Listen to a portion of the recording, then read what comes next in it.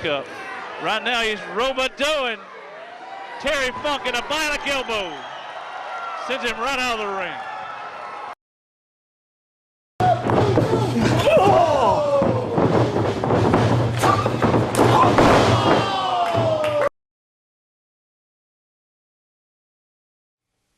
Hello wrestling fans, we're here with a backstage chat with Mr. USA Tony Atlas. The date is November 19th. We are hours away from a tribute to Starrcade promoted by Tony Hunter. We'll welcome Mr. Atlas to Spartanburg, South Carolina.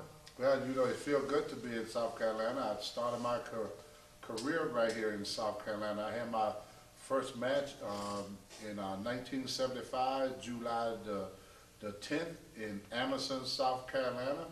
And it was a tag team match with Bob Breggers against Art Nelson and the Blue Scorpio. And believe it or not, I won my first match by putting the sleeper hold on the Blue Scorpio. We always find it interesting how people got started in the wrestling business back when you were able to break in.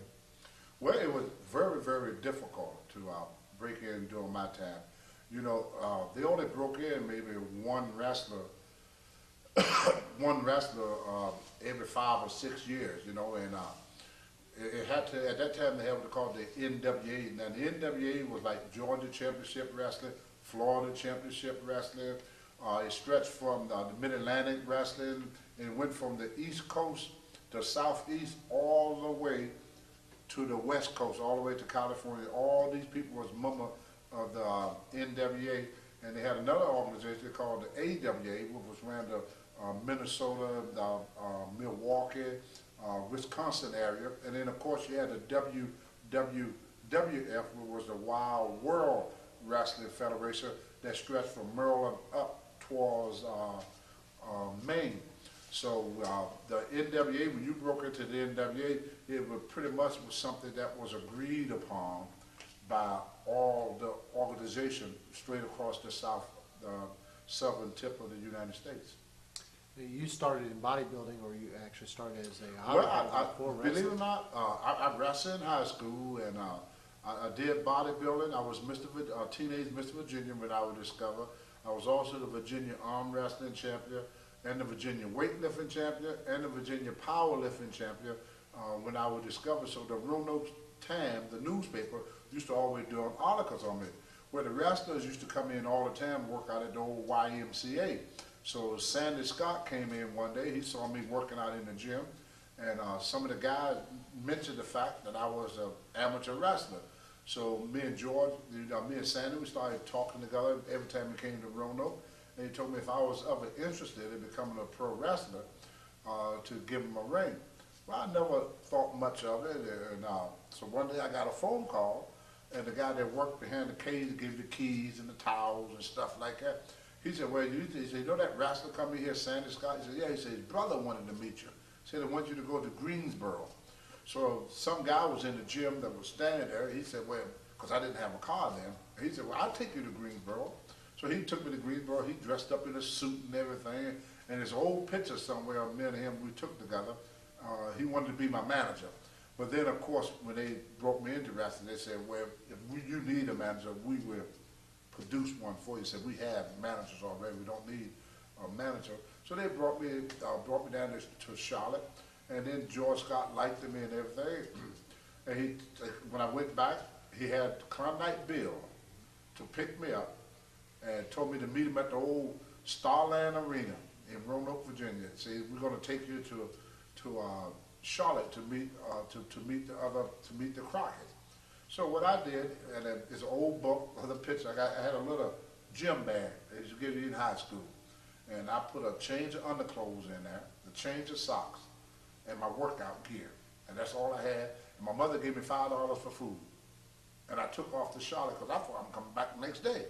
So what I found out that when Klondike took me there, he said, well, this is where all the boys stay at, you know. So I went to the hotel. I said, well, the lady won't give me no room at Klondike. I said, why? I said, because she wants some money. Klondike said, well, don't you have money? I said, no, I ain't got no money.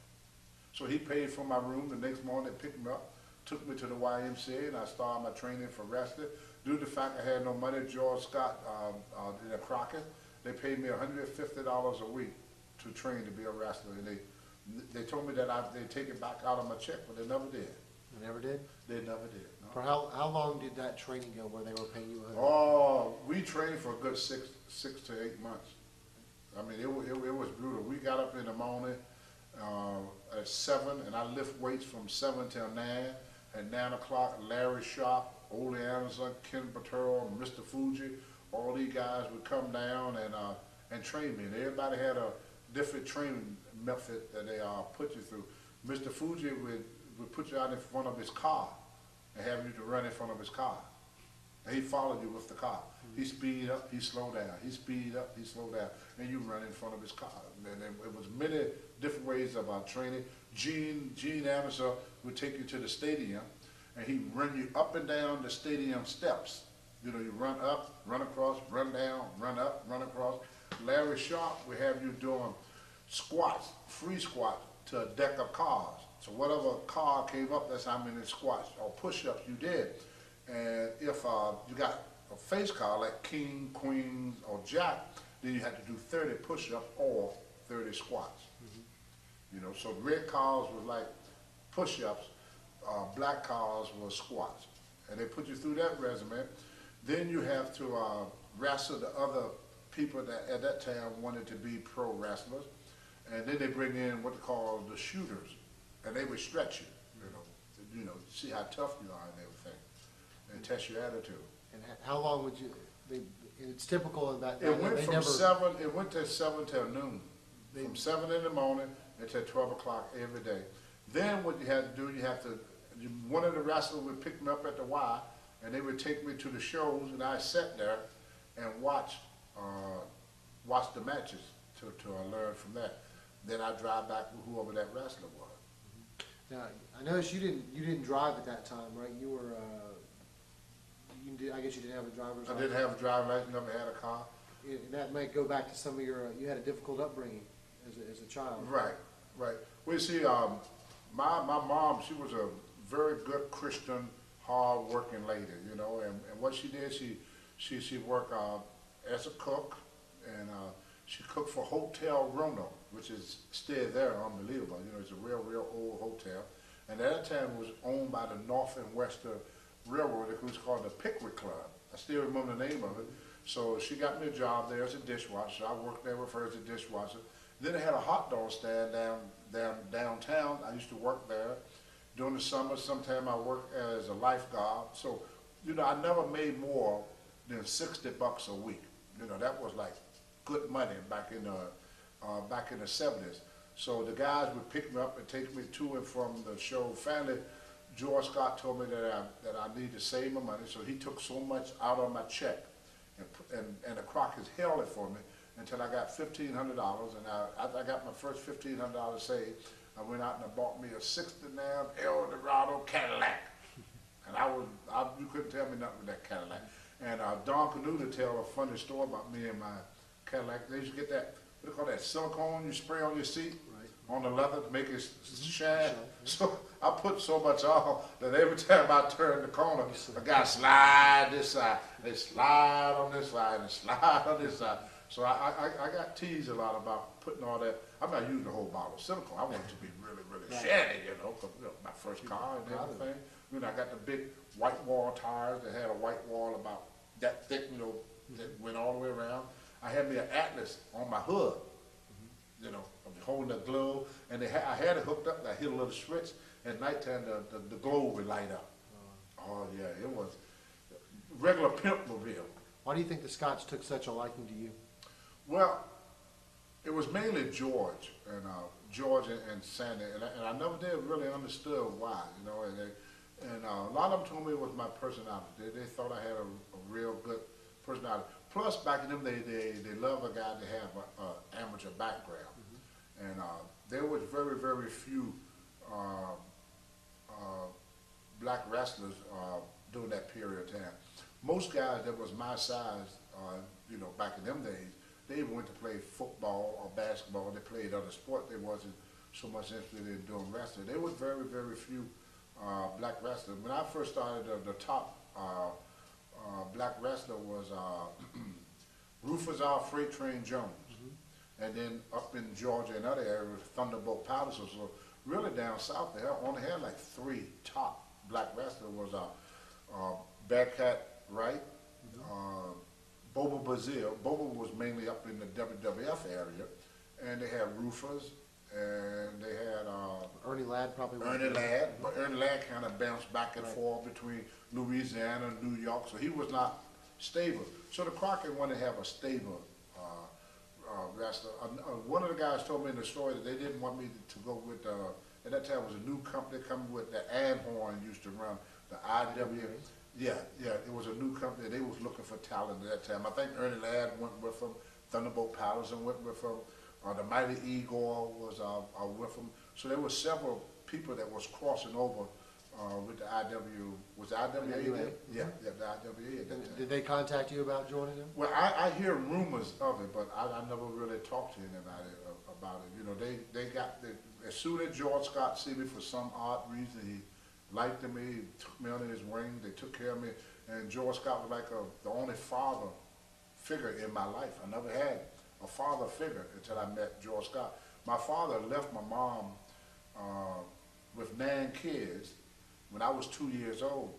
So the state came in, and I got a brother that is a twin to one of my sisters that I never seen, and I got 3 sisters that is triplets that I never seen.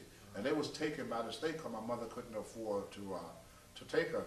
In fact, I even stayed at the Virginia Negro Baptist Children's Home in Chesterfield, Virginia, because we used to go to school every day with the same clothes on and no food in our stomach. So they even took me and my brother Charles away from my mother, left her with my older brother Norris and my younger brother Walter, and left us with Mama. Me and Charles, we went to Virginia Negro Baptist Children's Home, and we both stayed there for 3 years. And then I went back home, and by that time my mother had moved to Roanoke. When they took the kids away, we were living in a little town called Lowmore, Virginia. And Lowmore had one store with a commissary. And that's where you go to get your shoes, you went there to get your clothes, you went there to get your food, you went there to get everything. It was also owned by the North and Western Railroad. So yeah, we came up real poor. If we had one meal, and we was eating pretty good, if we had one meal. So my mother bought some clothes at the beginning of the year, and whatever she bought at the beginning of the year had to last you the whole year. And the only way that we got anything for Christmas, Salvation Army used to come by, and they used to give you, give poor people stuff. And how we survive, we go to work for people. Like I go and clean out a guy's chicken coop. Well, he'll give me a couple of dozen of eggs. And my mother take them eggs, and we had eggs that week. So I may go and help a guy slaughter hogs. So he come and, he give us, some hog meat. Like people didn't really have money in them days, so they did a lot of horse trading. Right. So, but they wouldn't give nothing to us. They give it to my mom. So that's pretty much like I helped a guy plant cabbage. So he give us a bushel basket of cabbage. See, back then they didn't have pounds. Everything was bushel. Right. So they had these big bushel basket, and so we ate cabbage that whole week. And that's why they say that black people like chicken, because on Sunday was the only day you got any meat. And mostly it was chicken, because they had a lot of chicken farmers. So you helped, if you knew a chicken farmer, you worked with him that whole week. Then when he go to kill chickens or do whatever, he said, grab a couple of them chicken there, boy, take them home to your mom. Or go in there and get a dozen of them eggs, a couple dozen of them eggs there. They have them in crates. Take a crate of them eggs home to your mom. You help a guy pick apples. Hey, go over here and get one of them bushel bags and make sure you bring my basket back. Take them, take them apples home to your mom. She know what to do with them. And that was our pay. We never really looked. And then if we got some money, we ran straight home, gave that money to our mom. My mom gave me like a quarter or 50 cents out of it, Said, that's enough for you boys to throw away. So that's pretty much how we make it. And my mother didn't believe in welfare or handouts or nothing. She believed you don't work, you don't eat. So all of us boys, we had to work. My brother Norris, he left when he was 15 with his Job Corps. And when he turned 17, my mother had to sign for him to go into the Army. And he went and he was in the Special Forces. And now he retired and still living in Virginia and doing very well for himself. I got a brother Charles that got about 25-inch arms, never worked out a day in his life. First day I took him to the gym, he bench pressed 550, and never worked out a day in his life. But if we tried to get him into wrestling, he just didn't work out. Only wanted him real bad. He's about 6'6", 6'7", about 320 pounds. Not an inch of fat nowhere on his body, but he's a little bit slow. You know, he only went to the 6th grade. And my brother Walter only went to the 6th grade. Walter was very smart, but he was also very mean. And he finally ended up in penitentiary for murder, which he's out now for. You know, he's a career criminal. I hate to say it. And my brother Norris, he turned out real good. And Charles, you know, he worked the plants carrying refrigerators. And I talked to the guy where Charles worked at. He said, I like that Charles. He don't use anything. He just grabbed that old refrigerator and just walk with it. So he's like so strong, he just pick up a refrigerator and just walk with it. You know, he don't need a dollar or anything. He don't even have to take the dollar off the truck when I got Charles, you know. But I talked to him not too long ago. He told me he needed to find a new job because it's getting kind of, you know, he's in his 50s now, so it's getting kind of rough for him toting refrigerators and stoves and washing machines up and down stairs. It's a hard life at 50. It's a hard life at 50, but he's a sweetheart. He wouldn't hurt a soul, but his strength is tremendous. I talked to my mother on the phone one time, and she told me, she said, wait a minute, I got to get Charles to lift this car because my money went underneath the car. So he reached down, pick up the car, held it so Mama could reach on the car and get money. This is like in the 70s when cars were cars. His strength is just phenomenal. So. Well, speaking of which, you know, we know you as Mr. USA, but as wrestling fans, a lot of us don't know what that means in the world of bodybuilding. Can you tell us your background in bodybuilding? Mr. USA is the United States Bodybuilding Championship. And when I first started competing in both weightlifting, powerlifting, and all your competition in the 70s was AAU, Amateur Athletic Union. And then they also had the WBBG, which was the World Bodybuilding Gallery. And they had the IFBB, which was the International Federation of Bodybuilding. There was no MPC at that time, National Physique Committee, you know, like the ones they got now, what you see in the magazine. That wasn't around there.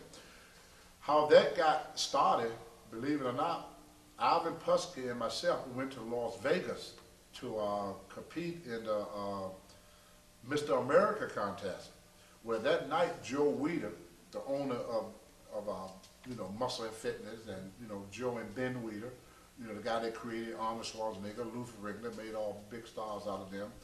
What ended up happening, they got a disagreement of something. So that night they changed the competition to the American Bodybuilding Championship. They couldn't call it Mr. America.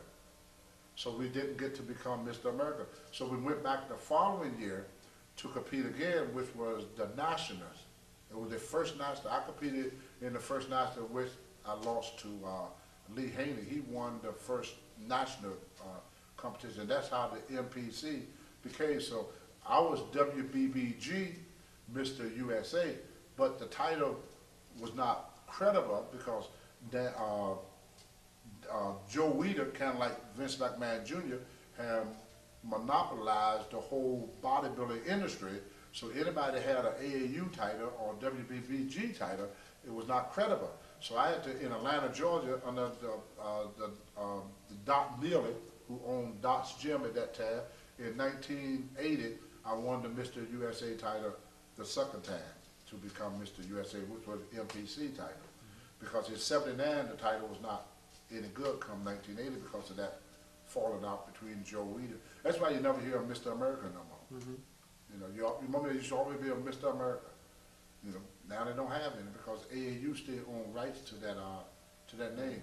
And really the national is the Mr. America contest. When I first started competing, they used to have powerlifting in the morning. That afternoon, they had arm wrestling, and that night they had the bodybuilding. Now it's all separate. Bodybuilding, because Arnold Schwarzenegger became a lot larger than what it was. You know, Steve Reeves was our guy. You know, that went to Europe. And he made all these Hercules movies. You know, and later Clint Eastwood went to Italy and made a bunch of westerns. You know? So a lot of your old Hercules movies, they was really made in Greece or they were made in Italy or somewhere. Like if you watch Hang 'em High and a whole lot of Clint Eastwood movies, they was made overseas. So the European market produces, like all your Bruce Lee movies. Bruce Lee only made one movie here in the United States. And that was Enter the Dragon. All his other movies was made over in China.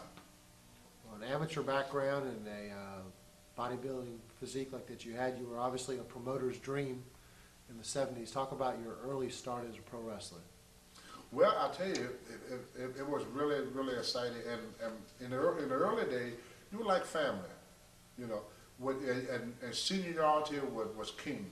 So when I rolled with a wrestler, the first thing that I would do, I would see one of the veterans coming. I would get out if I'm sitting in the front seat, I would get out of the front seat, take his bag, put it in the trunk for him, and get in the back seat and allow him to be in the front seat. When we would wrestle against a lot of the veterans, you know, whatever that veteran want to do is what we did. We didn't have any say-so. I remember after 6 years of wrestling, they were discussing what they're going to do in the ring one night, and I jumped up and said, I got an idea. The dressing room got quiet. They all got up, Ole Anderson and all of them, and Gene Anderson, they pick up my chair, set me in the corner with my face facing the corner, and they looked at me, and they said, you hadn't been around long enough to give advice. That's what the old school. And if you got out of the ring and you end up getting in a fist fight with a fan or somebody that was not a wrestler, and you lost that fist fight, you couldn't get booked anywhere. So and they would never put the title on anybody that didn't deserve it. And that's why it was a big controversy years ago, which a lot of the fans didn't know, with Hogan winning the title. And because they didn't feel that Hogan could defend himself in a real fight the way that Bob Backlund could. You know, Bob Backlund was one of the toughest guys that wrestling ever seen. So the only guy that they could put in there that Bob Backlund respect enough to drop the title, which he still didn't do it, was the Iron Sheik. And so that was kind of, you know, the Iron Sheik really took that belt off of Backlund because he was the only one tough enough with a bigger amateur background than Bob Backlund did. So after the Sheik won the title, Vern Gagne told the Iron Sheik, said, I'll give you $100,000 to break Hogan's leg. And Vince McMahon told him that I would do you a lot better if you don't do it. So he was pretty smart by not doing it because Vince McMahon took very, very good care of the Iron Sheik for that favor. But if it hadn't been for the Iron Sheik, there would have never been no WrestleMania, there would have been no Hulkamania, and wrestling would not be at the status that it is now. And the guy, everybody think Hulk Hogan is the one that did it. It was Iron Sheik. See, a wrestler is only as good as the opponent he beat. And at that time when Iron Sheik became champion, the American hostages were being held by the Ayatollah Khomeini in Iran when the Sheik won the title. So Vince McMahon's biggest fear of putting the title on the Iron Sheik was, his biggest fear was not to happen to him, you know, somebody do something to the poor guy, you know. Right. Because he was a super nice person. He ain't the guy that I wanted to get in a fist fight with, but super nice guy. Yeah, you brought up back in the days when Ole Anderson told you, you know, you were too young. A natural question, I'm sure you've been asked this before, you were in a very small minority of black wrestlers of that time. Can you talk about any racial tensions or the racial issues of being in a predominantly white sport? Well, now this gonna strike you. If you was black, had a pretty decent attitude, you was automatically main eventer. You didn't have to work your way to the top.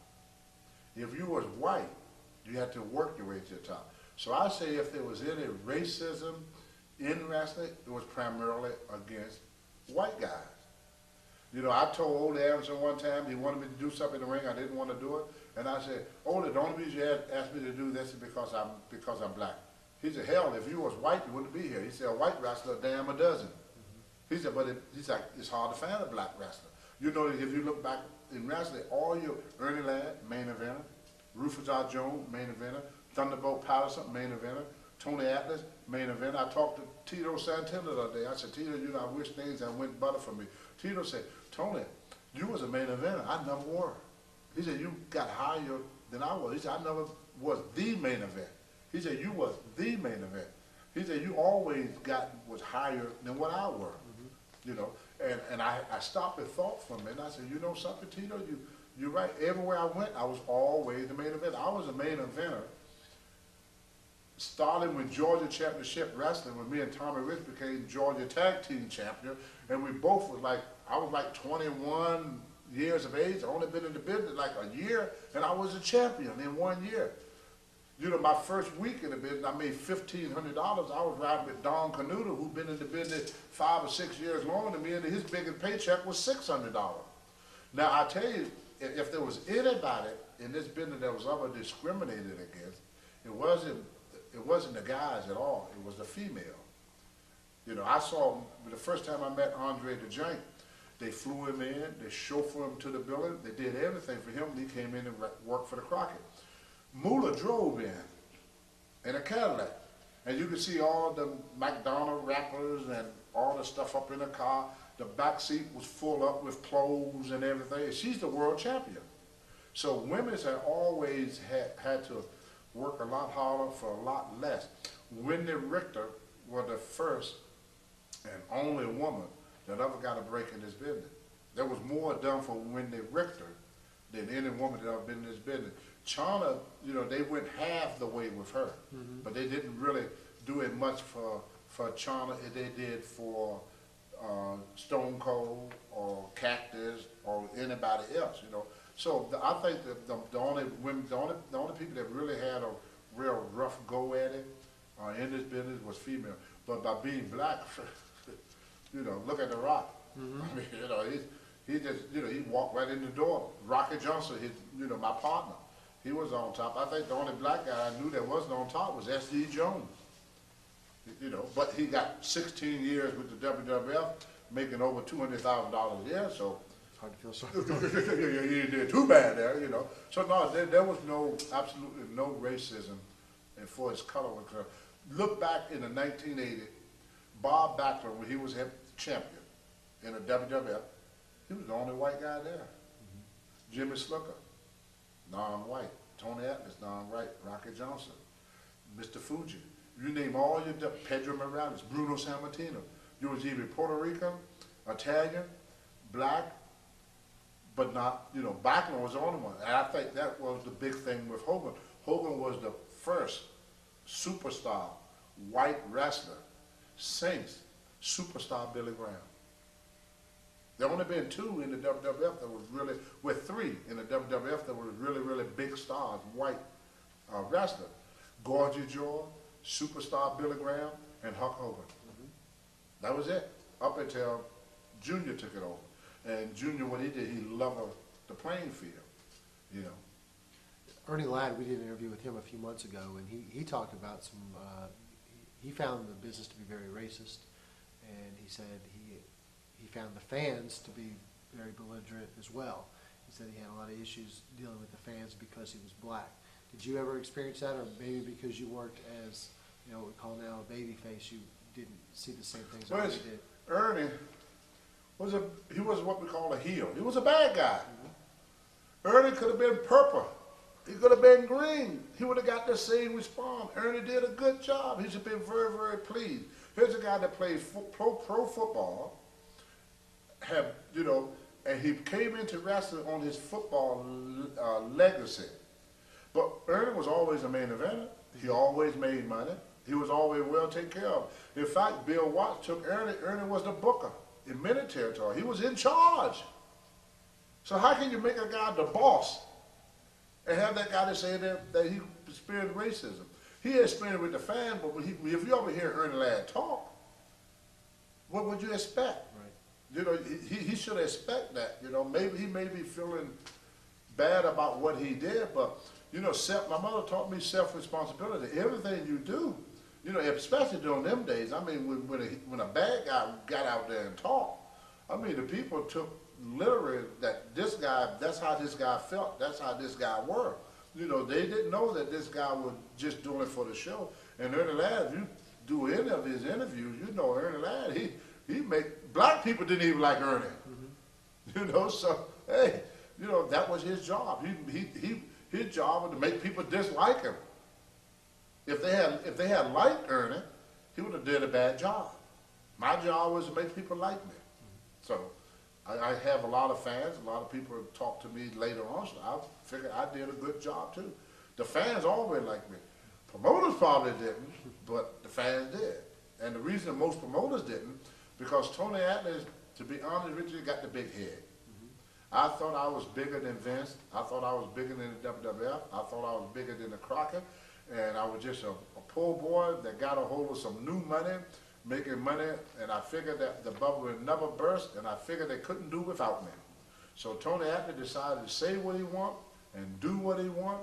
And like I would tell anybody in this, I have a lot of people to thank for my success as a wrestler.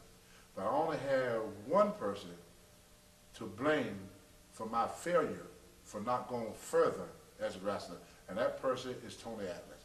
Because I mean, I had everything handed to me on a silver platter. I never had to work for anything since I got into this business, and if anything went wrong with my career, it was because of me. Give you a prime example. Vince McMahon Jr. sent me to Los Angeles for 4 shows. I got with an old girlfriend, and we got a party and everything up in the room, drinking and smoking and all kind of stuff. And I missed 3 of the shows. Right away, Vince McMahon said, fire him on the spot. George Scott went and put his neck on the line for me. He was the booker there. Put his neck on the line and said, no, don't do that. You know, give the kid another break. Well, they did. They gave me the title. When I first got fired from WWF, I came back one time and locked my keys in the car, left my car at the Newark Airport. Chief J. Strongbow, if you ever talk to him, he'd tell you the same story. He said, Tony, I would give you a ride to Philly. And we just did a big angle in Philly the month before with me and S.D. Jones against Saito and Mr. Fuji. And I locked my keys in the car. You could see my keys right there. And I got so angry about that. And like I said, I had a head. You thought my arms were big. You should see my head. I got so angry that that what I did, I hopped a plane that night and went to L.A. and stayed for 2 months. The same night that they was going to make S.D. Jones and Tony Atlas the champion, and I went home. I came back, and I beat Hogan. You were the first person, I believe, to score a pinfall on Hogan. Is that correct? No, other people. I was the only person that ever pressed him. Pressed him, okay. Yeah, a lot of people tried, but they never got him up. You know, Bob Backlund was the first. Because Hogan, you know, you always work with the champion first. And whenever they brought in a big, rugged guy, they would bring, you work your way up to fighting the champion, and then after you have your match with the champion, and then everybody under the champion would get a break at it. But I was the last person to beat Hogan too. Yeah, and I'll tell you another funny story too. Jesse the Body Ventura, when he started his career, he started with a wrestler by the name of Omar Atlas, and he was disqualified. When that was his first match against Omar Atlas.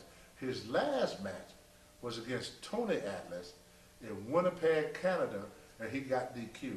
So Jesse started his career with an Atlas and ended his career with an Atlas. No. So no, Ernie told you wrong. I love Ernie to death, but there was absolutely no racism in this business. Every black person that ever got in this business made money, every one of them. But every white wrestler didn't make money. You started down in the NWA. You went through several different tag team partners. Tommy Rich, Mr. Wrestling 2, Thunderbolt Patterson. I think you even teamed with Kevin Sullivan. Right. Rather than talk about all the specific guys, just what are some of the early memories you have of that time period? Well, I tell you, when you talk about Tommy Rich, we wasn't partners. We were brothers. We was 2 old rednecks. Now you look at me and I call myself a redneck, and you made fun, but redneck ain't about color. It's about attitude. And me and Tommy, we went up and down the highways and the byways, and we was like brothers. We got drunk together, we fought together, we wrestled together, and they used to call us TNT. T for Tony, T for Tommy. And I don't mean to blow my own horn, but we were very, very much responsible for the beginning of WCW. Because at that time it was Georgia Championship Wrestling, but at that time Georgia Championship Wrestling went into 48 states. So me and Tommy, I mean, everywhere we went, it was a complete sellout. You know, Thunderbolt came into the picture later, you know, but Tommy Rich was really Tony Atlas' original partner. And Kevin Sullivan, the memory that goes with Kevin Sullivan, when Bill Watts came in and became the booker, he had Ivan Koloff and Iris Smirnoff. Then it wasn't Nikito Koloff. He wasn't around then. It was Smirnoff. And at that time, we was fighting against the Russians. And so they take me and Kevin out working out and lifting weights and doing all the stuff, and then we won the title away from the Russia. And then with the memory that I got with Rocky Johnson was the fact that he was the worst partner I ever had. The worst partner I ever had. Rocky Johnson, I don't know what was wrong with that man, but Rocky wanted to be everything but black. And you can ask any of the old timers, they would tell you, and the thing that irked Rocky the most, and when they say the first black world champion, if you talk to Rocky Johnson, he would tell you he's something else. He wouldn't tell you he's black. He was kind of ashamed of being black. And for them to put a black man with Rocky Johnson was the worst thing that they could do to Rocky Johnson. He didn't like that fact. The only other person I met that was like that was Taggart Conway Jr. Taggart Conway Jr. would never date a black girl. Rocky Johnson would never date a black girl. They was not proud of what they are. They always try to be something that they want. So that's why me and Rocky never really clicked. If you notice, there are only 2 matches of me and Rocky with the belt. When we won it and when we lost it. We only teamed up 3 times in 8 months. So what did that tell you? Well, try to find matches of me and Rocky together. You know we were champions. Right. Try to find a match of us.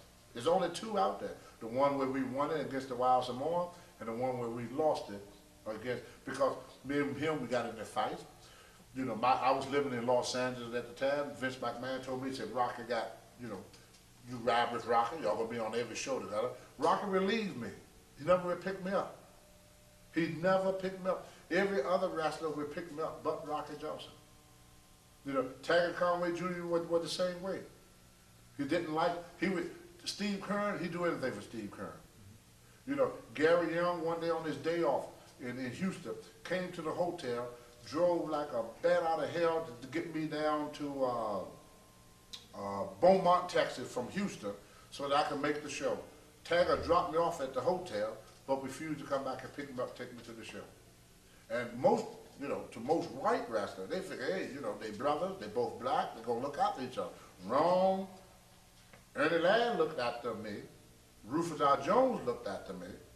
Rocket wouldn't. SD looked after me. You know, SD was a guy that was, you know, there was no color barrier with SD or any of these guys. But you take Rocket, didn't want nothing to do with black people. Taggart Conway Jr. didn't want nothing to do with black people. There are only 2 people of color that I've met like in my whole life. In my whole life. When's the last time you saw Rocky Johnson? Because he actually did an interview, and he, you know, made it pretty clear that he didn't get along with you, as you say that you did. It's true. It's true. I beat him up. Oh, really? Yeah. That's when Vince took the title off of us. See, it was Vince Sr. that put the title on. That was the last thing he did before he died. Why'd you beat him up? Well, I told back in the dressing room, I said, let me win the match or let Rocky win the match. But don't let both of us win the match. Because I said, we're not going to work together. You know, it's not going to work. So what ended up happening was Rocky goes in, and the thing was, I'm going to press slam the guy over my head. Boom. Rocky just spring over the top rope, pin him, 1, 2, 3. Rocky picked the guy up and had a 5-minute match with him. Now, what did that make my press slam look like? Made me look like a piece of garbage out there. So I went back and I told Pat Patterson, I said, Pat, I told you this is not going to work. I said, Chief Strongbow and everybody told you that you should have teamed me and SD up for this, that Rocket should have never been in my party. So I go to hit Rocket with the belt, I hit Pat the Booker. So what do you think happened to old Atlas? Out the door with me, because I don't knock the Booker down, you know, the Pat laying in the floor there. So fairly, you know, honor school and everybody, they pull us apart. About a week later, Vince put us on TV, took the title off.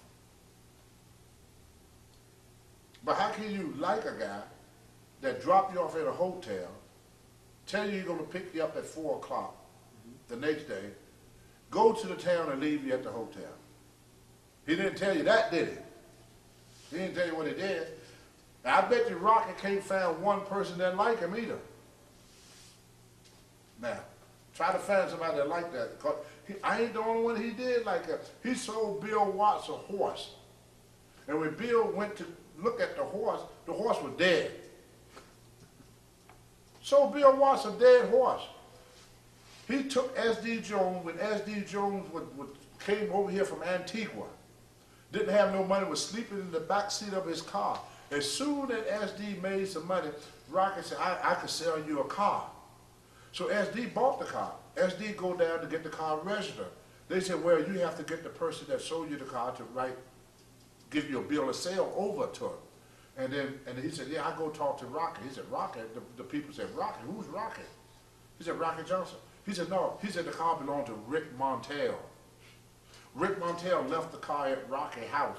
Rocket sold the car to, because Rick, he lived in Canada. So he relieved the car with one of the wrestlers and go home, visit his family.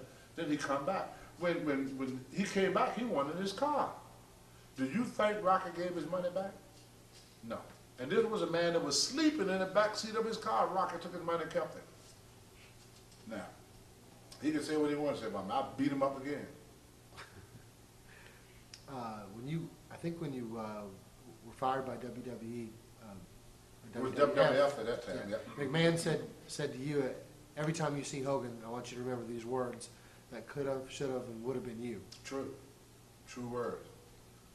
True words. It was true, because if you know, you got magazines, I wrestled Hogan in the Spectrum, I wrestled him everywhere I wrestled him, they put me over Hogan. And their plan was to make me the first black world champion. But like I said earlier, my problem was Vince didn't know how far he could trust me. I mean, you know, I talked to fans now, they say they paid to see Tony Atlas, you know. They never see a guy with my physique at that period of time. I didn't show up. You know, Hogan was getting ready to go make movies. He was on the way to making movies, so Vince didn't have no, you know, Vince come up to me one night, senior, and I'm wrestling Hogan. He said, what do you want to do with the big dummy? And Hogan sitting right there.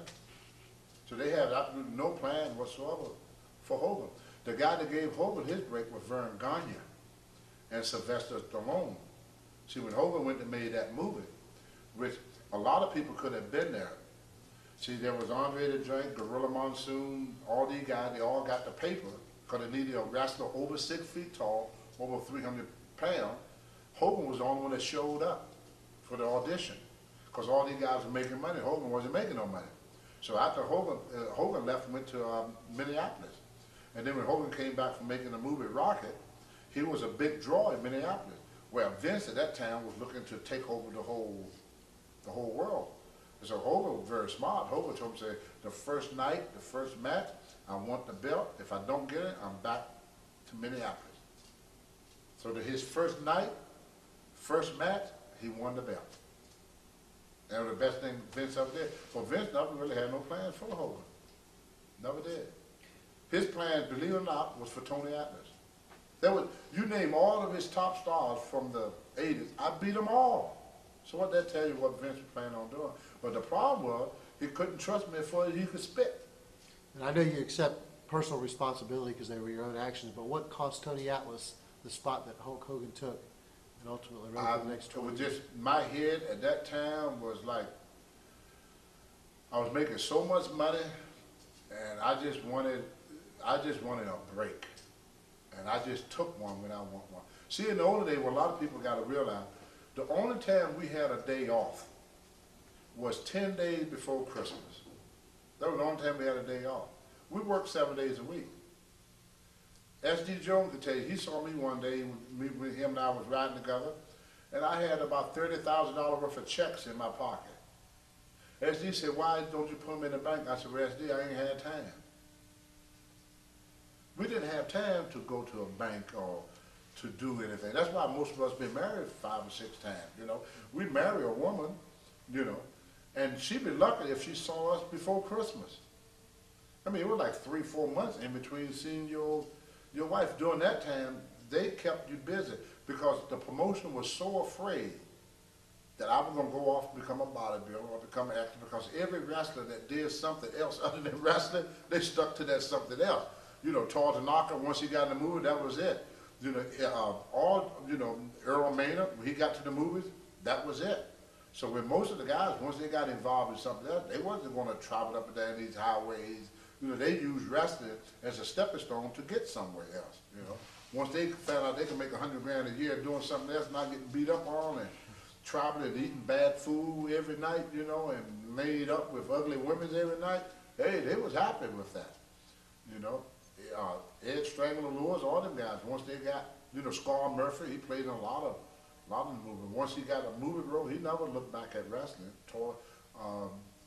Tanaka didn't. So they was always afraid that we'd get involved in something else. So really, what the promoters used to believe that the best way to keep a wrestler around is to keep him broke.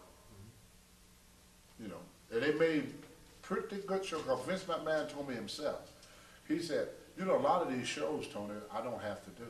He said, I don't make no money out of it. He said, but I got to keep the boys busy. Keep them out of trouble and keep them doing other things. Because if he gave us the time we needed, of course, we get with our wife. She said, why don't you start opening up this gym, Tony? Why don't you open up this business? Why don't you get into this investment? So you're going to, you know, once a wrestler wrestles about 5 or 6 years, you get him a couple of franchise, Gold's Gym franchises. Vince called my phone, well, you know, Vince, I would love to do it, but I got a business to run. I would love to do it, Vince, but I got this movie part. And they want you available. And the only way they can keep you available is to keep you moving. But finally, you know, Vince Jr. changed it a great deal, because now, the only reason he changed it now, there's nowhere else for you to go. So either you're with Vince or you're not nowhere. How much did drug use cause you to lose the spot that we were talking about? None whatsoever. So drugs in no way interfered with? No, I didn't do that much of it. I wouldn't look like I did now if I did. Because a lot of people thought the wrestler did a whole lot of drugs.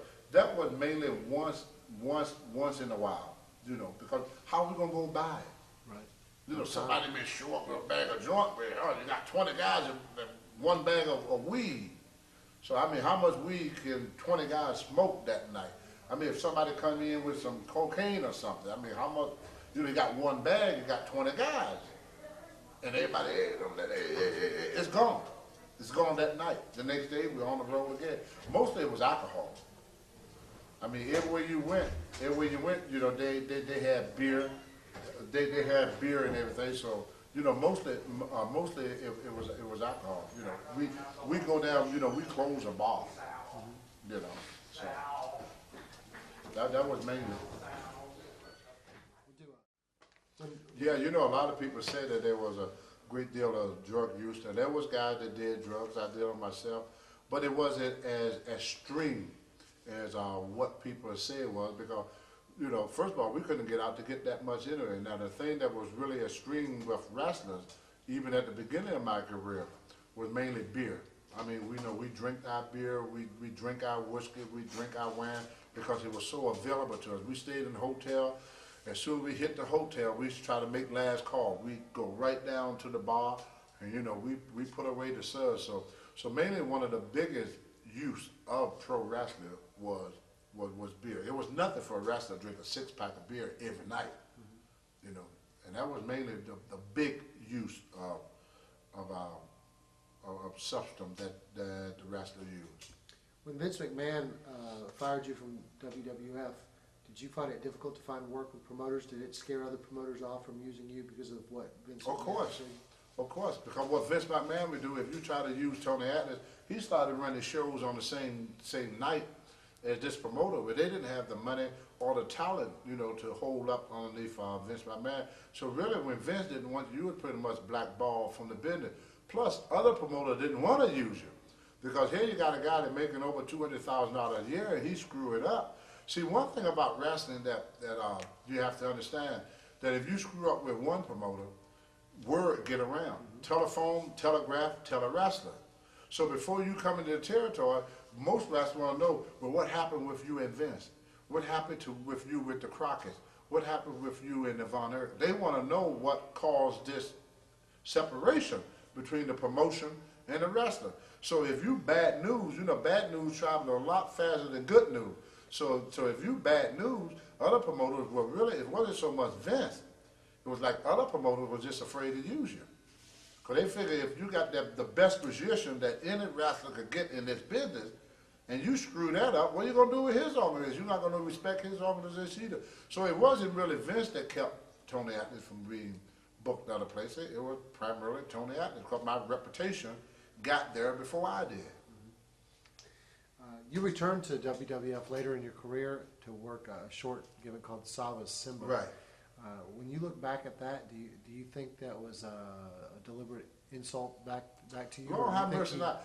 He made me a Masai warrior. A Masai warrior. Now, Masai warriors, Saba means 7. 1, 2, 3, 4, 5, 6, 7. Simba, if you look at the old Johnny Risemother movie, Simba means lion. And in order for you to be called that, most Masai warriors, they don't get named until they slaughter their first lion. And what that was saying, I slaughtered 7. He made me a very, very powerful warrior. What happened with that were that because I was gone from the business, I lost a lot of my fire. Because he knew Tony Atlas to be a fireball. And when I came back, I was very tame. I wasn't this that Vince wanted to do. And he told me himself, he said, you're not aggressive enough. I was supposed to be an African warrior. He wanted a complete wild man out there. And I was out there being a civilized wrestler.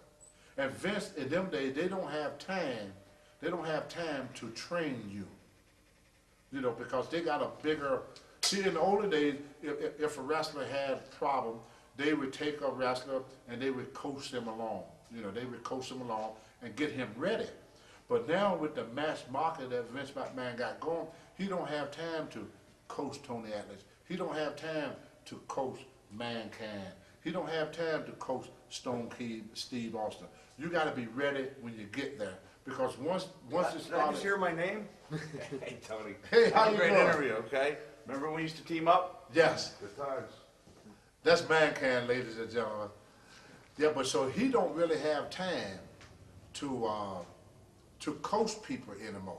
So when a wrestler get there, he have to be ready for whatever role that Vince McMahon want to put you into, because you know he can't go back and redo it, either tonight or never, either now or never, because here's a guy that got an organization that is worldwide, and just like in another business, you know, if you go to Japan to try to sell a product to a Japanese corporation, they don't have time for you to develop this product. This product should have been developed before you made a trip to Japan. This product should have been developed before you made a trip to Australia, because it's business. When you can say, I think it's pretty comfortable and fair to say that now you agree with Vince McMahon's decision to pull the plug on Saba Simba. Oh Lord, how much it wasn't working, and it wasn't Did you see because it at that time too? no, I didn't. Okay. No, I didn't. But see, a lot of times you don't see stuff right then when it happened, but after you able to sit back, take a sucker look at it, then you realize that, see, he did his part about it. He gave me the opportunity. See, once Vince McMahon give you the opportunity, he did his part. Now the rest is up to you. I mean, I didn't do anything wrong like I did in the past, like miss shows or got in fights or act up or backsass him or anything. What I did, my performance in the ring wasn't up to par for what he wanted. Now you think of a guy that's supposed to have slaughter 7 lions. Should be a pretty powerful guy. And if you read on the Messiah he tried, most of them did it with their bare hands. I'm about to tell you a quick joke one time, and I should have read between the lines then. I went and got a National Geographic book about the Messiahs, and I told Vince I said, you know, most of these guys kill a lion with their bare hand. I said, look at this guy, and they had a picture of a guy strangling a lion to death with his bare hand. Just what Vince's words were. Maybe I should book him. But I laughed. I didn't pay no attention. Right. But he was telling me then, Tony, that's what I want. He said, maybe I should book him. And I went back out there. And another thing he told me, he said, when you come down to the ring, he said, I see Saba Simba. But when the wrestling style, I see Tony Atlas. When did he give you this feedback? This was in 1991. And then I left from there, 92. Then I left from there and went to WCW. Talk about that time in WCW. Oh. Did Ole Anderson, was he booking at that time? No, I wish he was. Yeah. No, Bill Watts and Dusty Rhodes were booking at that time. I wish he was. WCW was a bad move on my behalf. I wish I never went. It was a very, very, they had absolutely no plans for me. You think Saba Simba did me good. You know, Vince McMahon, if you look back on all the Saba Simba matches, Vince did not mistreat me on that. What ended up happening, I only lost one match, and that was against the Barbarian. That was the only match I lost in a year. And I wrestled every night for a year and only lost one match. So you know Vince McMahon didn't mistreat me not one iota on that. But then when you look down with the WCW, I never won a match. See? They brought me down to fight the world champion, but they had me to lose to everybody there except for the referee before I fought Ron Summers. So really, if anybody ever mistreated me in this business was WCW. Which that time was being run by Bill Watts and Dusty Rhodes. They had me to go out and lose an arm wrestling match to a guy that arm looked like something, you know, the legs on a coffee table. It's Kevin Nash. Kevin Nash. Mm-hmm. Never been to the gym a day in his life. And at that time, I was in probably the best shape of my life. I was 307 pounds with a 600-pound bench press and 23.5-inch arms. I had to go out there and lose to a guy that I could beat with one finger in an arm wrestling match. And Nash told me himself that he thought it was wrong. Why do you think they booked you so poorly in WCW? I didn't got a clue. I wish I knew. I wonder why they even brought me in. And Vince must have known that I was going there. See, if you listen to Vince, he don't directly tell you anything, because he like people that think on their feet. Mm-hmm. Most businessmen do. People that take initiative to think on their feet. He said, now, Tony, he said, I'll be calling you back. Don't go and do something stupid. I didn't understand what he was saying there. He said, don't go and do something stupid. He must have known they're going to call me and do that. For those of us that are outside of the business, you go into WCW for a year and being, you know, misused and putting over other talent. What does that do for your marketability for someone like Vince who'd want to use you again? What are they going to use you for? It kills that. See, Vince probably did have plans to bring me back later as Tony Atlas, because he saw that I was so programmed to be Mr. USA. I was Mr. USA. You know, Saba Simba wasn't going to change that. Mm-hmm. Nothing he was going to do going to change that. He realized that. Kind of like Hulk Hogan. He tried to make him Mr. America, tried to make him Hollywood Hogan. He stayed Hulk Hogan. Finally, Vince got him back as what he is.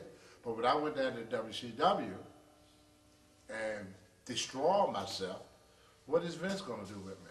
I made myself unmarketable. It's kind of like you're a new car, and you drive it through the mud, you drive it up hills, you drive it through the brush and get scratches and everything all over with it, and now you're going to try to put it on the showroom floor and try to sell it for the price it was when it was new. Ain't going to work.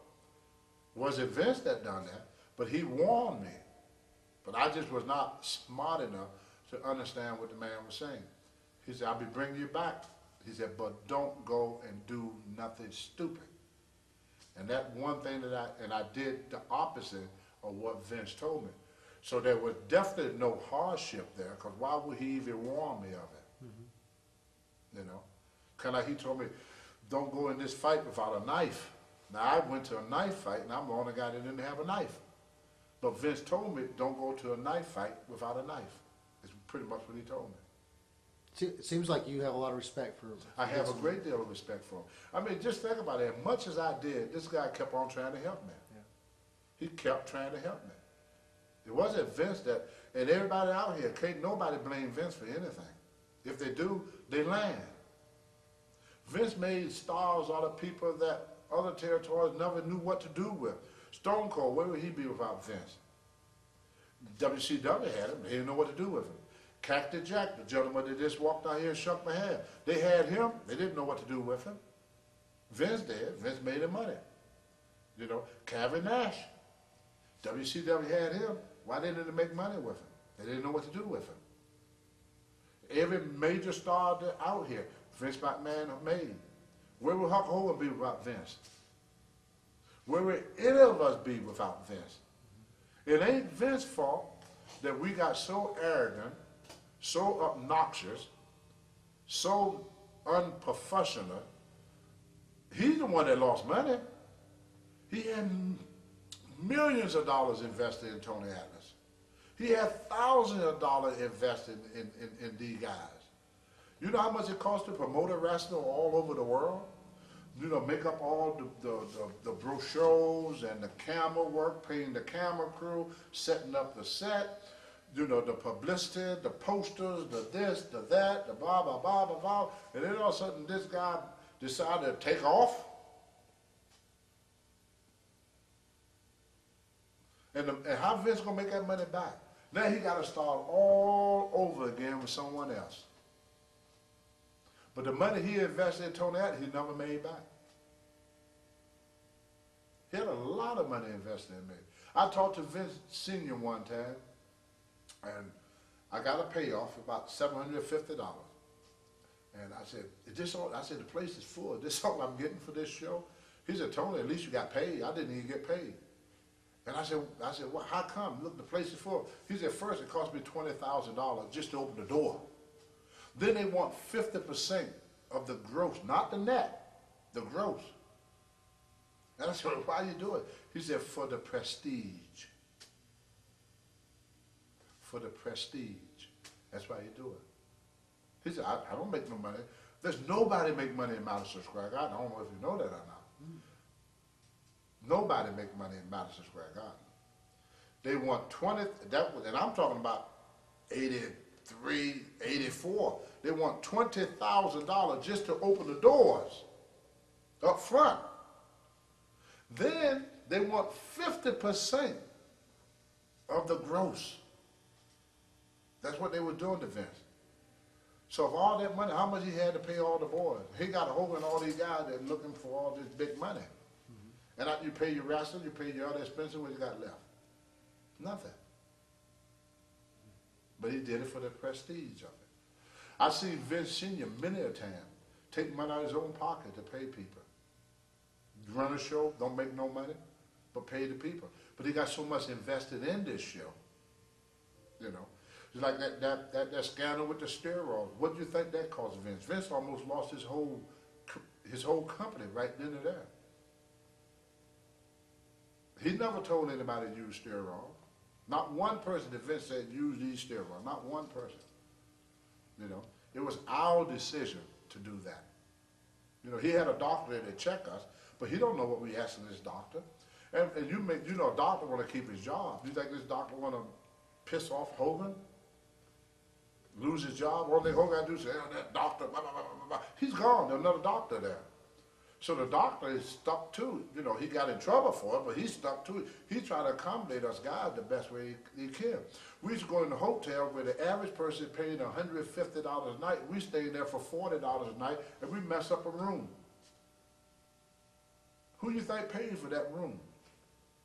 Vince did. We go into and trash a building. Who you think paid for the broken chairs, the broken tables, the broken mural, or whatever we destroy? Who you think paid for that? Vince did. The wrestler that broke it ain't gonna pay. You know, they used to be wrestlers, you know, that take rental cars, like Dynamite Kid, run them off the side of the road, bang them up and everything. Look like a thing been in what them cars, where they run the cars together there. Car crash. Yeah, it looked kind of like been one of them car crash, the derbies or something, you know, derbies or something.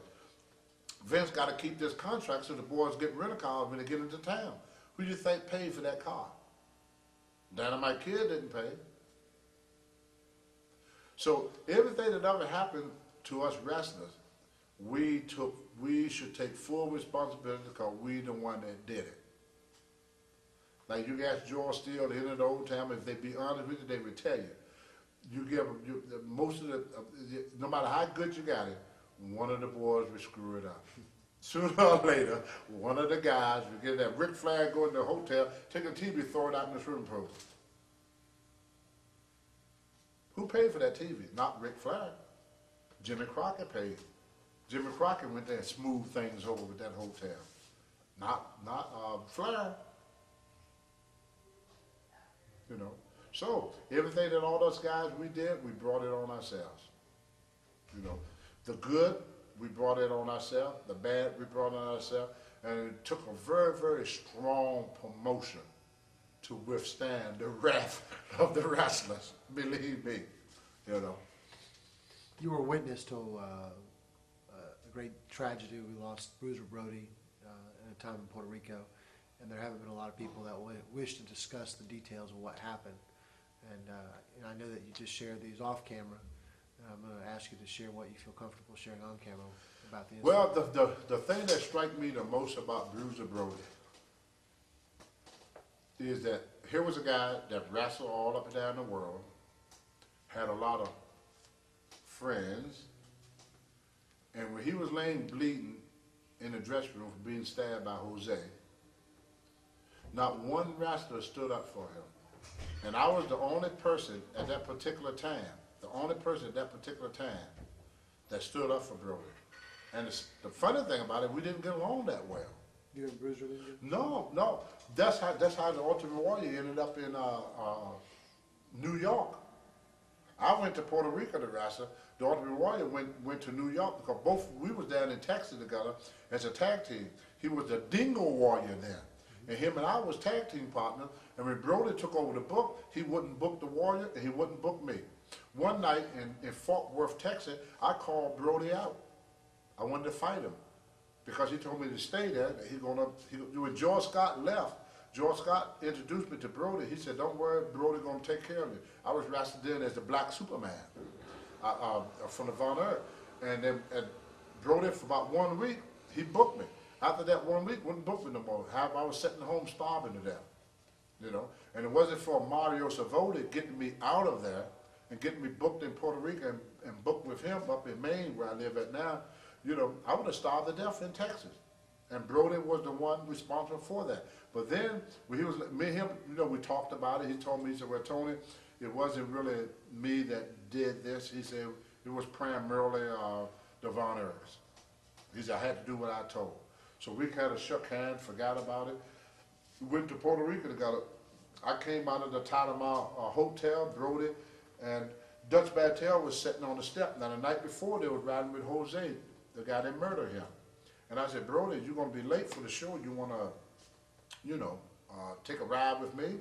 And Brody said, "Yeah, if you don't mind, brother." I said, "Yeah, I got a friend of mine that owns the gym there called the Muster Factory there. He's the owner of the gym." You know, I knew all the gym owners, you know, of course.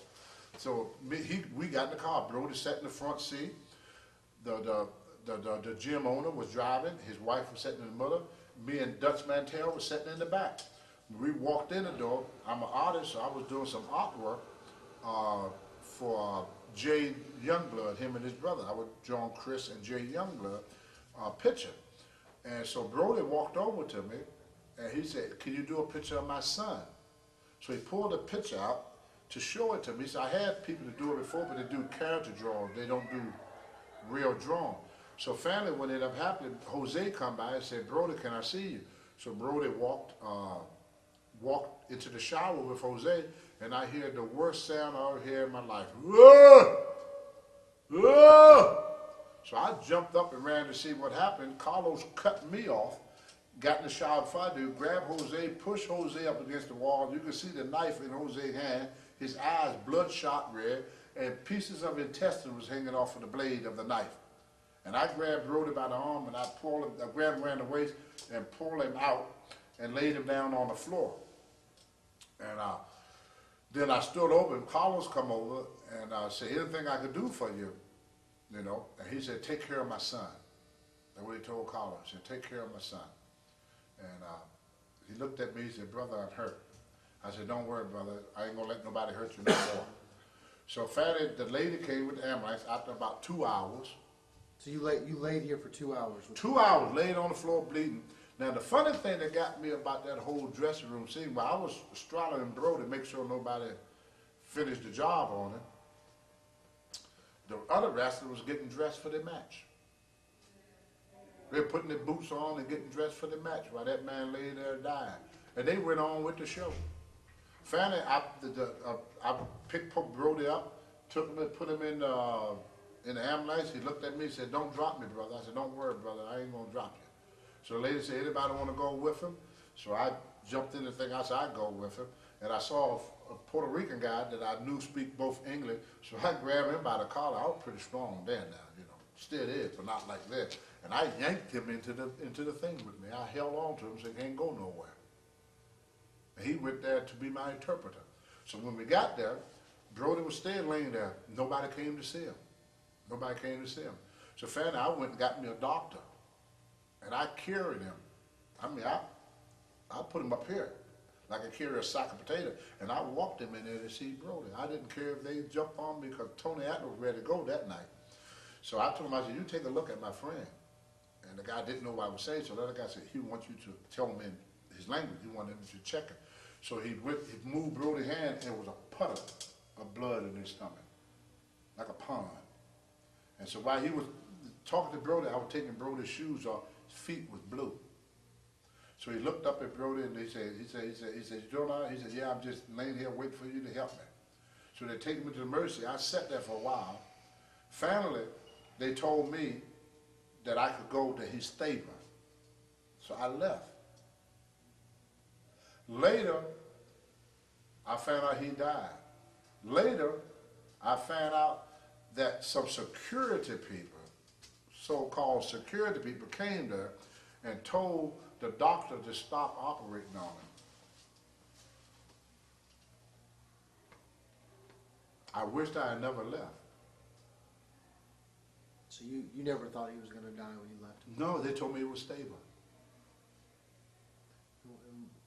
Obviously, when I got back to the dressing room, Carlos Colon asked me, he said, what hotel is he at? I figured him and Brody was tight, so I told Carlos. An hour later, one of the people that worked at the hospital told me, said he was one of the men that was working on Brody. He was asked to leave, to stop what they were doing. Said some security people told him to leave. So what? They wanted to make sure the man died. They wanted to make sure that he died. Then, me, all the wrestlers, we had a big meeting the next day. Had a great big meeting. And Abdullah the Butcher, he called a boycott, you know, because him and Brody were real close. He wanted to boycott the rest of the show. So Abdullah said, well, I can't say anything because I wasn't in the dressing room. I didn't see it happen because they had the good guys in one dressing room, the bad guys in the other. So I said, well, I'm going to go down and tell what happened. And Sika, one of the Wild Samoans, said, I go with you, brother. So me and Sika went down to the police station and told what happened. The guy said, I'll contact you when the trial comes. The next thing I know, I hear that Brody Jose got off for self-defense. There was no self-defense. He was putting his picture of his son back in his wallet. The picture was left laying on the shower floor full of blood, swimming in a pool of blood, his son's picture. You see? That's the self-defense. So what would he defend himself against Brody trying to put his son's picture back in his wallet? Why did they want to kill Brody? I have no idea. Nobody does. The only one can tell you that is the man that did it. You've had 20 years to think about it. If I said, give me your best guess. I think Brody bought into the company. He became part of that company. And he wanted to make some changes. And they wanted his money, but not his ideas. Pretty much. They couldn't control him. Big, strong, uncontrollable guy. And they was afraid of him. They needed to get rid of him. They were desperate for money, so they took his money. But then when he started voicing his opinion, his ideas about things, how to do things, how we should do things, how we should not do things, because he felt he was one of the bosses. Did you wrestle again that tour? Yep, I told the Sheik in the ring. And I left that night, right after the show. Because Sabio Vega come to my hotel room and said, don't go to the room. He said, go to the airport, catch the first flight, they're coming after you. And that's what I did. Carlos called me up and said, brother, you desert us. Couldn't get Atlas. I got back to the States. But for a dressing room full of guys, 20 guys in a dressing room, and the only one that saw something was Tony Atlas. How can that be? I'm the only one in there that got 20/20 vision. Everybody became blind, deaf and dumb. Were there any other Americans in that dressing Oh, room? of course. Dutch Mantel was there. They couldn't draw money without American wrestlers. That's why the territory dropped after all of us stopped going. Everybody boycotted and wouldn't nobody go back. You mentioned that when Brody was booking in Texas that, he took you off the show, and he said to you subsequently that it was because of the Von Erichs pull. Yeah. Yep, they wanted to get rid of me and the Warrior because Kerry was coming back. See, back in them days, they had very few muscle men. So, the Warrior is bigger than Kerry, Tony Atlas bigger than Kerry. How Kerry gonna get over us? So they had to get rid of us to make him the big star they wanted to make after he came back from having his foot removed. So we had to go. And that's what happened to the Texas territory. Every time somebody came there and started to become popular, more popular than them, they got rid of them. And that would happen to all the territory. That's why Vince became so successful, he didn't wrestle. Wrestlers make the worst promoter because they only promote themselves. Ultimate Warrior just had a DVD released of him by WWE. They didn't portray him as being particularly stable. I guess that's the best word for it. What was your impressions of? Very smart man. Yeah. I mean, the money he made, he invested in Gold's Gym. He don't ask nobody for nothing. He's very well off now. He knew how to invest his money. And I always knew him as a wonderful person. He always was a great friend of mine. I never had no problem with him. I thought he was a great person. If you ever meet him, you think the same thing. Very down to earth, very nice guy. He's just a shrewd businessman. He wasn't going to spend his whole life bumping up and down these ropes. He came in for one purpose, make his money and get out, and that's what he did. They didn't like that. Because he left on top. He wasn't going to wait till they beat him up and beat him around and knock him around and stomp on him and spit on him and everything. He got out while the getting was good. Can't blame a man for that. Right. They did an MTV special that you were on, and I guess it would be you kind of disappeared from mainstream wrestling, and then you reappeared on MTV, and they showed you live on the independent circuit. Did you think that your portrayal on MTV was done fairly? Oh yeah, they did a wonderful job. They did a wonderful job. That was a blessing in the sky. Because I lived, a lot of people don't know, from 1989 to 1991, I was homeless. I stayed alive by hanging out the back of McDonald's waiting for them to throw away them sandwiches at the end of the night. I ate out of trash cans, slept on the porches, slept in parks, slept in the same clothes for almost a year and a half. Never showered for a whole year. Until this German lady saw me and took me in, which is my wife right now. And there was two things that saved my life. First, it was Monica, which is my wife, that took me in, cleaned me up, burnt my clothes, fed me. And the second greatest thing that happened to me when Vince McMahon called me back to do Saba Simba. So when I think about Saba Simba saved Tony Atlas' life. If it wasn't for Saba Simba, Tony Atlas would be dead. I would have froze to death one in winter. And in Maine, the average temperature always about 20 below zero.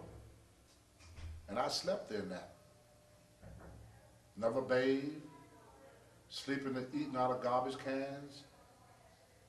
For a year and a half, I was homeless. And that's what the MTV portrayed. They had me to walk them through where I slept at. I showed them the park bench that used to be my home. I showed them that, the parks that I slept in. And they were just surprised that a man could survive out in the winter of Maine, outside, with no place to sleep. I used the bathroom the same way the bears did. Only thing different, I didn't have nothing to wipe with. Now, imagine this woman that took me in.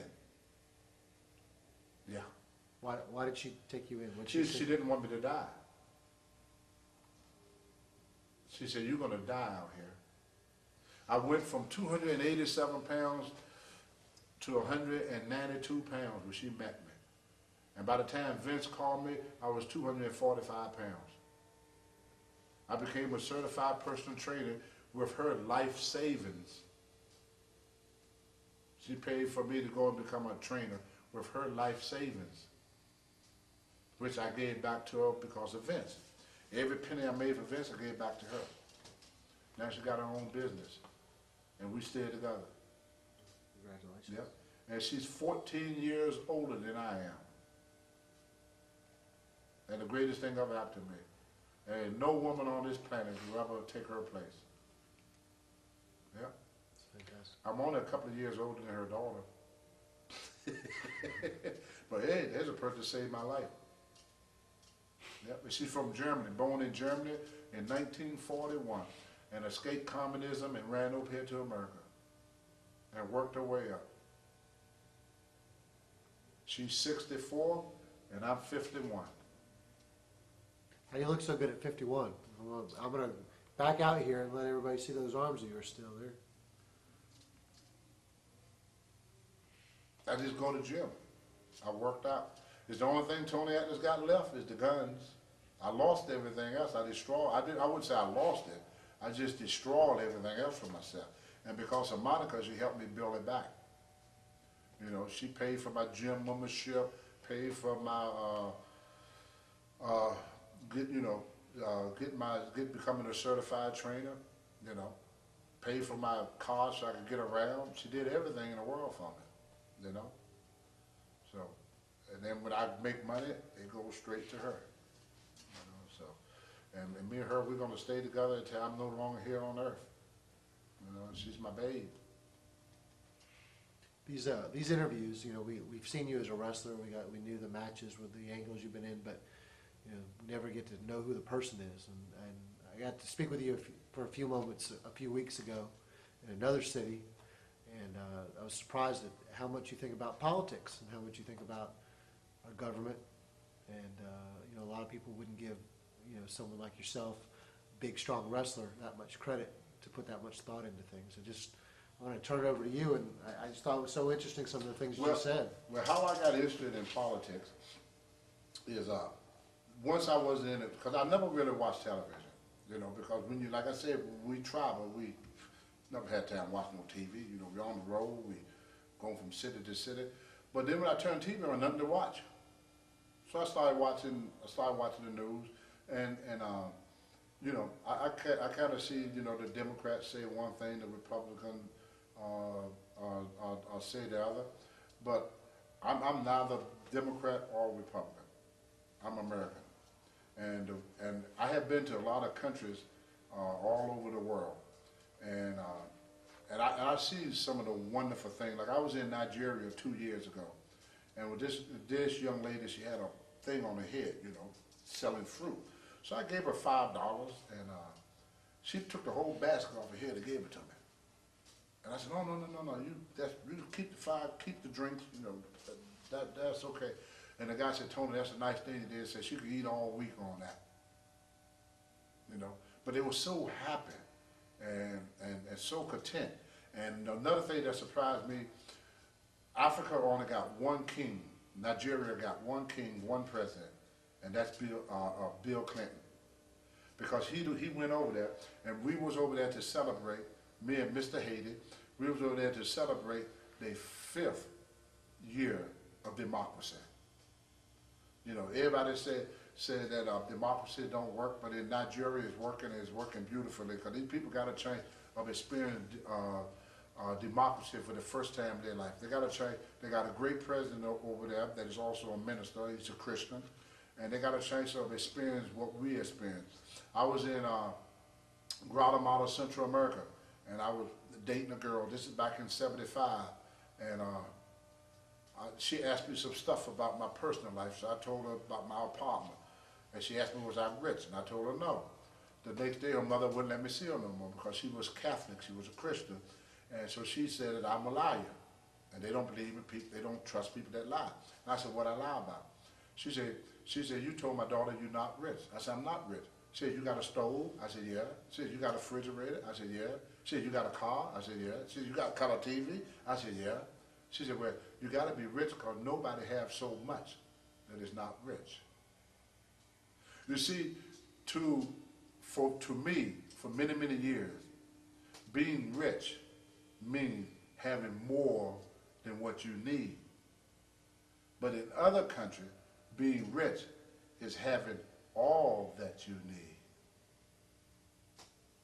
If you got all the necessity of life, you're rich in Africa. You're rich in Guatemala. You're rich in a lot of places on this earth. You're a rich person if you got all that you need. See, we only look at rich as those that got more than what they need. Super rich. We don't consider middle class as being rich.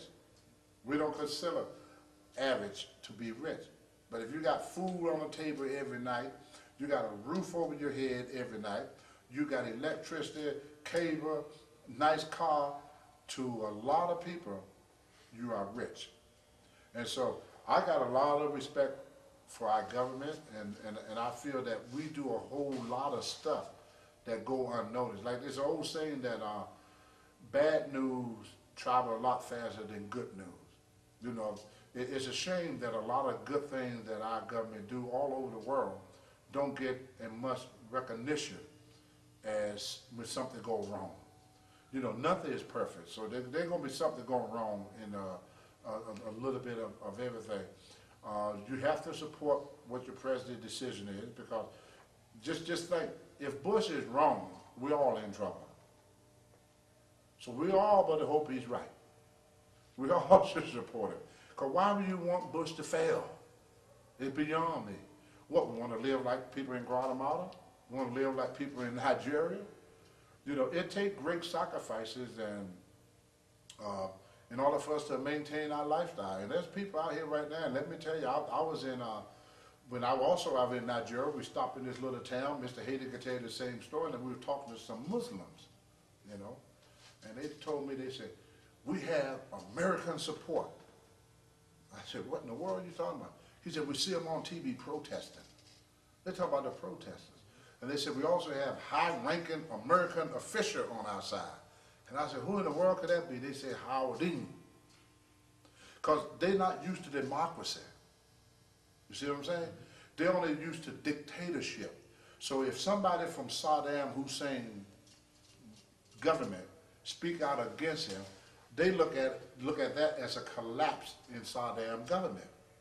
Whereas we look at it as one party trying to win opposition party over another one. We look at that as competition between the two parties. But we got to realize when we get on TV and say things like that, the guy over there in Afghanistan, the guy over there in Nigeria, the guy over there in Iraq, he don't see it the way we see it. He don't know what democracy is. He only used to dictatorship. So when they see the Democrat criticizing Bush, or when they see the Republican criticizing Clinton, they look at it as a collapse in the U.S. government. Because the government is not together. You know, they separated, they divided, they at war. So what better time to attack America when they at war with each other?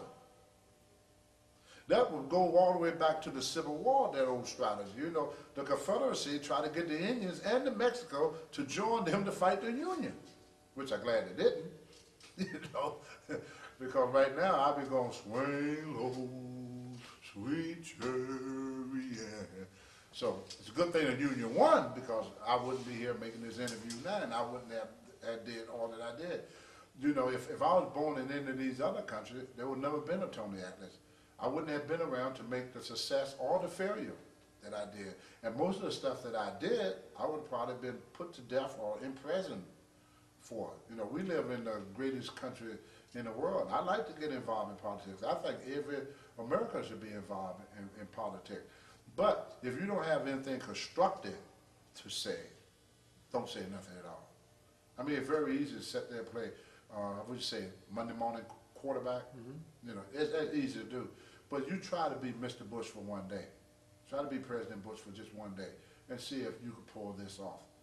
Because there are people out here that believe that their way of living is a lot better. A lot of people that in power, that, you know, like Castro in Cuba, he don't care about his people starving. He know they're starving. He see them every day. But he's not going to relinquish that so that the sanctions could get lifted in Cuba. You know, they all could drop dead before he give up that power, mm-hmm. You know, because they, you know, he been in power for so long, and a lot of these guys are in power, and they want to stay in power as long as they can, and they don't care how many people are going to die and how much suffering it's going to take, and all they want to do with the American government is give them more money so they can stay in power. And one thing about Nigeria, too, I want to mention, there's no middle class. You're either very, very rich or you're very, very poor. Because on one side of town, you see mud huts. The other side of town, you see marble floors. So the money we send to these countries, it goes to the government, and it don't go no further than that. Because they know if they solve that problem, they get no more money. Right. So they're going to let that problem stay there, because that's what giving them their paycheck, is them, the suffering of them people. You know, if I had something to do with government, the first thing that I would do, I would go and have election in Cuba. And I have Jimmy Carter to run against Castro. Because Jimmy Carter was the only man I see could walk the street of Cuba without a bodyguard, and Castro can't even do that. So who do the Cuban people love more, Jimmy Carter or Castro? Castro need a bodyguard to walk his own street. Mm-hmm. Jimmy Carter don't. I would take all these entire presidents. We have so much riches in this country with retired people that we say, oh, we don't need them no more. Huh, no, that's horse pocket. We could use Jimmy Carter and people like him in Cuba. Bill Clinton, who is idolized in Africa, can make a great deal in Africa. Believe it or not, he could do a lot over in the Middle East. He was very much respected. Remember, he's the guy that got Israel and the Palestinians to shake hands, which nobody else could do. So we have a lot of great political leaders that I think is being wasted. You know, people say, oh, that's colonizing. We can't colonize. That's not colonizing. They're letting the people choose what they want.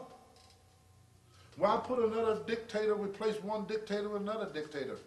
You know, if we're going to go in to help these people, put somebody there that's going to work with America, not against America. Because this is a global economy, a global market. And if we're going to put money in these places, we got to have some say-so too. Vince McMahon is not going to put no money in your pocket and not tell you what to do. He's not going to develop no oil wells in your yard and not have no say-so in how the oil get distributed. And that's the problem. We don't have the right people in the right places doing the right thing. All of it is very simple, but you got to stop trying to think that you're going to step on somebody's toes. Of course you're going to step on a few toes, but the toes you're going to step on, the toes need stepping on anyway. That's that Virginia coming out in me. You see that, huh? Now you know I'm old redneck. That's right. See, they ain't doing the right thing, so why are you worrying about stepping on their toes? They torturing their people. They're putting strain on our U.S. government. There's tons and tons of things that America could move on and do. not only for ourselves, but for the world and human life and everything, if we didn't have to get bogged down with these knuckleheads that don't want to do the right thing just because they want to stay in power and receive a paycheck every week and not making their own country industrialized enough to support themselves. And that's my political view. You know, and it's a lot like your personal view, and that you have to take your own responsibility. That my mom always told me. My mom always told me. You see, one thing that happened with my people was we had a blame game that went on. So it kept us not to be productive. You know, if I didn't get a job, white man fault. If I didn't get an education, white man fault. If things didn't go right for me, white man fault. So I could keep on screwing up in life because I always had somebody to blame. My mother said, Tony, if you rob a bank and your neighbor went to jail for it, how many banks will you rob? I told my mom, every one of them. I don't have to take responsibility. I don't have to, you know. I sat and watched New Orleans. The thing that shocked me the most about New Orleans was all the big, strong, young, scrapping young men that don't have transportation. You know, the government didn't cause that. You know, Bush didn't send that hurricane there. The government didn't put them people in the position they put them in. What put them people in the position they was in are the men folks in that family that was too lazy or too something to go out and find them a job and bring their family up. You know, if your family don't make it, don't blame Bush. Blame the man of the house. My mother worked 2 jobs and raised 9 kids, and that's a woman. Now, my mother would go out and work 2 jobs and raise us kids in the 50s and the 60s, you know, when money was not as available the way they are. I walked to work every day in the cold with 1 pair of shoes. These great big guys, they had guys that have arms as big as mine. Look, that guy was strong enough to steal that television and run through water with it, but he ain't strong enough to go out and get a job. You got, let's say you got 5 sons, and they go work a job for $100 a week. Each one of them bring in $100 a week. That's $24,000 a year for $100 a week. If the families work together. If you poor families should pull together. Now, if you're a well-to-do family, I said that's okay for you to go and work over here and live over here and go over here. But if you're a poor family, if you work together, you take 4 boys making $200 a week. What that? $800 a week.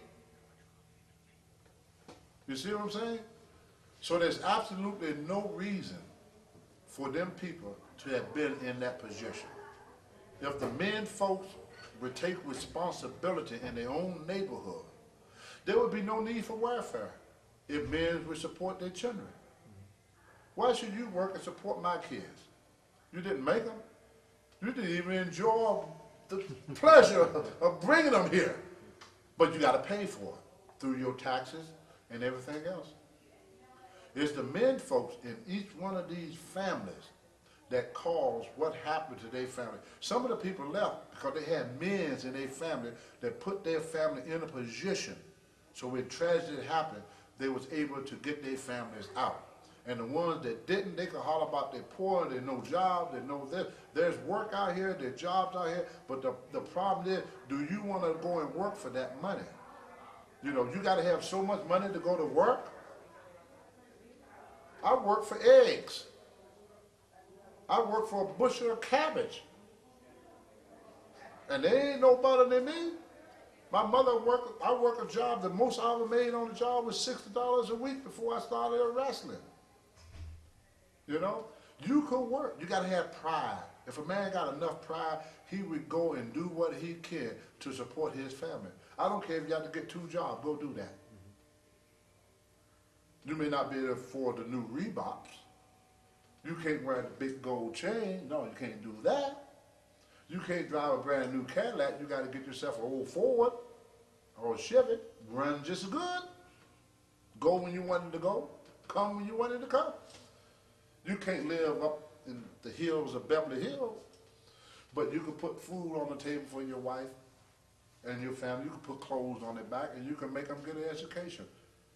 If you can teach them how to curse, dance, and sing, you can teach them how to work and to learn and to go to school and act like a decent human being and try to fit into society instead of always fighting against society. You know, we are the, as Captain Lou Albano used to tell me, you are the captain of your own ship. You know, there's a lot of guys that work real hard. You know, just at the beginning of this interview, Captain Jack, I remember him when he first started. You know, you see old videos of him jumping off the roof of his house. He did what he could to get where he wanted. And he didn't get in the position he got just because Vince McMahon thought he was a good-looking guy. He got there from a lot of hard work, a lot of dedication, a lot of sweat and blood. Nobody gave nothing to Cactus. He earned everything he got. Nobody gave nothing to Stone Cold Steve Austin. He earned every bit of it. Nobody gave nothing to Hulk Hogan. He earned every bit of it. And all of these wrestlers, they didn't all come from rich families. They built themselves up. You take some of the greatest athletes in the world, Michael Jordan, all these guys, they came from small families. They didn't come from no, look at Muhammad Ali, Louisville, Kentucky. You know, they didn't come from a real big, rich family. But he had a talent, he had a desire, he had a will. And a lot of people play the blame game. They figure as long as you're gonna help me, I don't need to help myself. They lost their pride as a man. My mother said, a man that can't support his own family is not a man. Now you may not give him the best life, you know, but you can give him a life. Mm-hmm. You may not give him the best education, but you can give him education. You can't give him the best teacher, but you give him what you got. And sometimes a little is a lot. Sometimes less is more. My mother didn't have the greatest education in the world, but she had just enough that I could have used, and I'm still using it. And if I had followed my mother's wisdom when I got big and cocky, it would have worked for me. She said, your manners and behaviors will take you where money never can. And when George Scott first met me, you asked earlier, I said, what did they like about it? Was my manners and my behaviors. I never called him George Scott. It was always Mr. Scott. And that's what did it. He said, that kid is very respectful, he's got good manners, and he knew how to behave when he go places. My mother used to take her to a store and say, I don't want y'all going here and misbehaving. Because that was an embarrassment to her. That made her look like a bad parent. Mm-hmm. If we went to a store or somebody's house and we misbehaved to my mother, that was very embarrassing for her. It made her look bad. They said, what kind of mom is her? She don't, allow her kids to act in that respect. When we went to school, we didn't try to learn. That was a reflection on my mother. So we wasn't, none of us went to college or anything, but we finished school. We didn't have the best jobs in the world, but we worked, and we made it. Because it was 4 boys that my mother kept. Each one of us brought in that $60 a week. That's $240 a week. That bought a lot of pig feet. That paid the rent. That got my mother a car. She was able to drive because us boys went out of work. And then when one didn't go along with the program, that lowered the income. When one take his money and spend it on his girlfriend instead of giving it to his family, that lowered the income. When one go out and buy a pair of Reeboks, that lowered the income. If these kids want brand new Reebok, get a job. My mother bought us what she wanted us to have. She said, if you want more than what I can give you, boy, you need to get a job and get it yourself. She said, my money is for rent and food. As we wrap up this interview, how do you want fans to remember Tony Atlas the rest of it? I got one thing to say to the fan. Thank you. Thank you, thank you, thank you. And I don't want them to remember Tony Atlas. I want to remember America, because Tony Atlas is just a product of America. If it wasn't for America, there'd be no Hulk Hogan, there'd be no Tony Atlas, there'd be no great star. if it wasn't for me being born in this great country of ours, the opportunities that I had and screwed up, I would have never had them to do or to misuse. So the one thing that I want people to remember is what a great society that we live in. And God bless the USA, and I hope that we get stronger and stronger and stronger every year. And thank you very much for allowing me to be part of the American citizens. And of course, Tony Atlas, one of the stars of Jim Crockett Promotions. How many years, David Crockett, did Tony Atlas appear down here? Oh, Lord. It was almost forever, wasn't it? Forever. I remember when he first came to us, a young wrestler, no direction, and just strong as an ox, working with different wrestlers, training. He became a great star. Great charisma as well. I'll tell you what, Tracy Smothers is going to be in trouble if he tries to go strength against strength with Tony Atlas, boys. Right, he can't do that. Tony's always talking about that cover of Pro Wrestling Illustrated, people I used to work for, where he is pressing Hulk Hogan over his head and gorilla pressing him and slamming him, and Tony claims to be the first person really to ever have done that. I believe that. Very few people have ever done that to Hulk Hogan. That is correct. Once again, it looks like Tony is going to be the crowd favorite here tonight, guys. Why Tracy Smothers is having issues with the fans right now is beyond me. Again, stall tactic to where Tony will get confused or frustrated. Well, it seems like this is a current theme of every match tonight.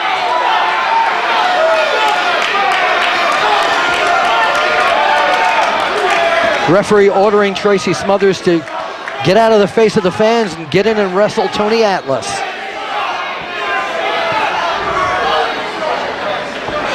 Well, I'll tell you, Tony looks great. He is in great shape. Look at his arms. Look at his legs. And very calm, very cool and collected. Very good. Started off with the USA champs. He got all the people behind him when he first came out.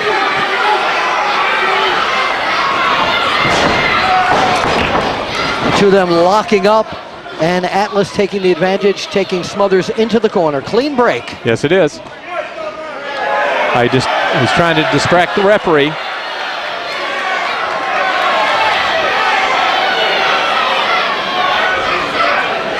Both men sort of feeling each other out. Well, you know, Tony's never been a quick starter. No. He's always kind of paced himself, taking his time, because sometimes his matches might go 15, 20, or 30 minutes. Clean break, there you go. That's two in a row. What is Smothers complaining about?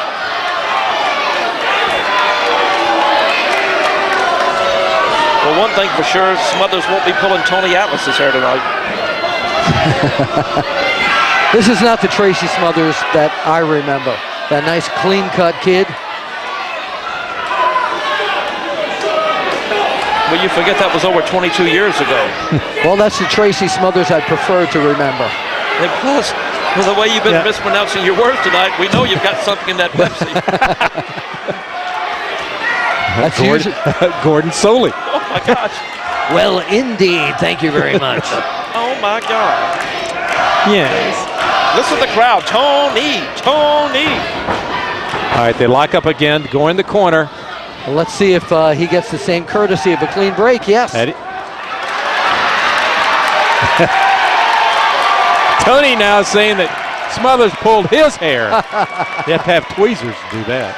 And the fans agreed with him.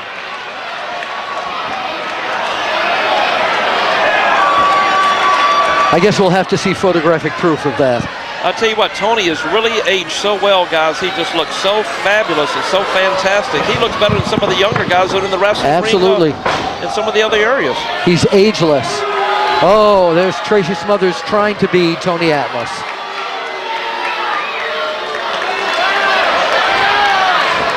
Look at him be mocking Tony Atlas. He did a little slapping of his stomach like Kamala, the Ugandan giant.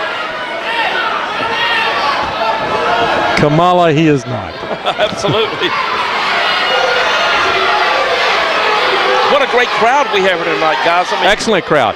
Jimmy, yeah, baby. I want to talk to you about this match that you're managing, the Barbarian. The Barbarian, one half of the Powers of Pain, one half of, one of the members of the Dungeon of Doom, led by the Taskmaster Kevin Sullivan. We had him in WCW for so many years, and I agreed to go to the ringside tonight with him. And on the other side of the ring, we're facing the Masked Superstar with some DJ clown from 96.7 Real Radio here on one of the radio stations yesterday. He said, Jimmy Hart, I'm going to show you that I'm smart enough to be a wrestling manager, and I'm telling you the Masked Superstar is going to beat the Barbarian. And I said, you got to be kidding me. So this guy's going to be at ringside against the Mouth of the South, Jimmy Hart. It's going to be brain against brain, baby. Could this also turn into a physical confrontation between the two of you? Are you ready? I hope he's got Blue Cross Blue Shield.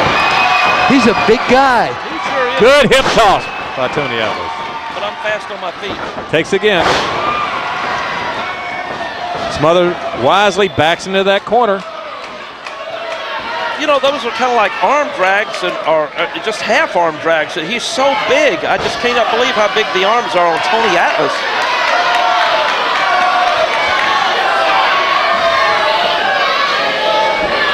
Bill Apter, don't go to sleep on us over here now. Yeah. What have you got in that drink, man? It's straight Pepsi Cola. Okay. Well, I usually drink Diet Coke caffeine-free. It's the caffeine that's doing it. Okay. Oh, beautiful. It's the caffeine that's doing it. Tracy Smothers once again pounding Tony Atlas in the corner. Oh, and scratching on the back. Puts him on the ropes now. Referee calling for the Pulling break. at his eyes. Well, really, that's a pretty good maneuver by Tracy Smothers. It's true, because he can't match him for muscle. Absolutely. But he's just trying to wear him down a little bit. Tracy Smothers working on the throat of Tony Atlas. And now grabbing a handful of eyes. I wonder if Tracy will use his famous hold, the Shinnomaki. I haven't not He seen just might. He just might. I haven't seen him use that in quite some time. Looks like he's setting him up for it. Atlas completely dazed from the attack of Tracy Smothers. Once again, taking Tony Atlas down to the mat. And see, that's the best part about Tracy. If I was him, I wouldn't be worrying about the people singing and dancing. I'd stay on top of this guy. Keep him on the mat. Don't give him a chance to get up, because once they get Tony Atlas back up, then at any moment, he can get his wind back. He can get his stamina back, and all of a sudden, Tracy Smothers could be in trouble. Smothers whipping him into the ropes. Off there with a clothesline. A left-handed clothesline. Tony tried to do something, but he just did not have the power to do it. And 1, 2, and Tony Atlas powers out. All right, Smothers didn't hook the leg, and Tony's so strong he was able to kick out. A chin lock now by Tracy Smothers. He's got to wear him down. He's got to get Tony Atlas on the mat. That's his only hope that Tracy Smothers is going to have. Smothers now using the ropes for leverage, and the referee cannot see it. Well, Smothers wisely positions himself between he and the referee. You know, I think the photographer at ringside was the one that had his hand on the rope. No, Jimmy Hart, look, blatantly, Tracy Smothers has got his legs up on the rope. Oh, yeah, you know what? I just saw it just then. I'm sorry. Did you? I thought it was a photographer. I saw the ropes jingling, and these photographers get they're like the paparazzi. You know, they're in the way all the time. Yes, they are. I used to know one of them really well. Okay, Tony Atlas working to get up, and he does, and there's an elbow to the midsection of Tracy Smothers. Takes him back down. Uses the trunks, by the way. Not according to Tracy Smothers, right. However. Smothers once again with that chin lock. And cutting a little wind off from the throat of Tony Atlas. Look, Tony's mouth is wide open. He's gasping for air, and that's the only way to bring this big guy down. The referee checking to make sure it's not a chokehold. And Atlas is in trouble. That he is. Smothers, smart wrestler, wear him down until he really can, because he's got those big guns. Talking about Tony, you know, if he wear him down, he really cannot pick him up. Absolutely, and Smothers is a master of psychology as well. Tony Atlas trying his best to get back onto his feet. Can he do it? Well, look, the fans are starting to get behind Tony Atlas, and every time the fans get behind him, it gives him the enthusiasm and the strength to get back on his feet. Tony's just about there. Smothers fires on him, right to the head. Tony goes down. Smothers goes right back. Chin lock. Has it in there, just wearing him down. I wonder how many warnings the referee's going to give Smothers before he disqualifies him. Well, it seems to me this referee is very laid back and just wouldn't call for a disqualification, Jimmy. Oh, there goes the USA chant. I mean, I think this is what Tony Atlas really needs to get back on his feet, buddy, the USA chant. He needs the fans. He needs them behind him to pump him up. By the way, the USA chant does not mean, though, that Tracy Smothers is a foreigner. Is that correct? That means that when Tony Atlas came out to the ring and got the people chanting USA, I think all of a sudden he became the fan favorite. Absolutely. All right. And of course, I think Smothers is knocking some sense into Tony. And of course, Tony wearing that red, white, and blue doesn't hurt. Yes, he does. Right? That is true. Hard into the turnbuckle. Tony takes Smothers around. He says, "Here it goes." Oh! Go to the next one. Does it again. Next turnbuckle. This is like a four corners match. And Tracy Smothers is seeing stars. The stars of USA. Back into the turnbuckle. Smothers goes down, rolls around on the mat. Tony now challenging. Smothers goes right for the eyes. Oh, and a knee lift right to the gut of Tony Atlas. And punching him in the corner, whipping Atlas into the corner. Tony moving out of the way. Tony Atlas mounting the ropes. Headbutt. Smothers goes down. Tony goes for the pin. Count of 3. And he's got him. Tony Atlas victorious in his match against Tracy Smothers. And look, this is smart. Tony Atlas got the win and got right out of the ring.